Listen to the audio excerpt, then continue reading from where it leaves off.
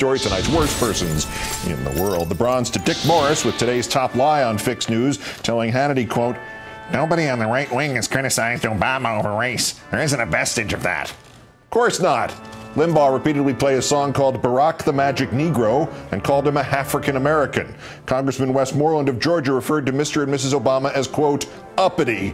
The chair of a California Republican women's group issued Obama food stamps showing him with watermelon. And Congressman Jeff Davis of Kentucky, Jeff Davis, said that the president of him, he said that the boy's finger, we'll read it again. That boy's finger does not need to be on the button. No, there's no racism from the right. Not there, not in this country. The runner-up, Congresswoman Michelle Bachmann, she has again let the cat out of the bag. Will illegal aliens have access to taxpayer-subsidized health care? Well, the answer is yes, they will. Someone could walk into a Health and Human Services office and say, I'd like to have free health care for me and my family. And the Health and Human Services offices wouldn't have any ability to ask, are you a legal citizen of the United States? They would have no ability to ask, could you show me your documentation to prove that you're a United States citizen? There it is again, Congresswoman Bachmann revealing that which the Republicans do not wish their supporters to know to ensure that nobody here illegally might get care. The Republicans will require that everybody seeking care prove their citizenship, even in the emergency room, even if they're still dripping blood on the floor. The Republicans want mandatory national ID.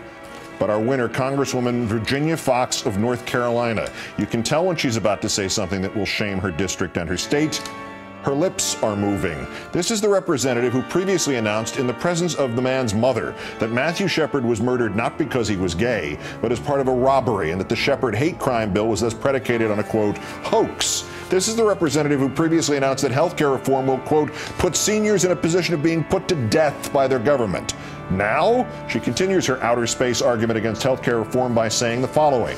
In a recent article, conservative commentator Thomas Sowell, an African American, examined some of President Obama's claims about the health care reform legislation moving through the Congress. I wanted to quote some excerpts from his column that I found insightful.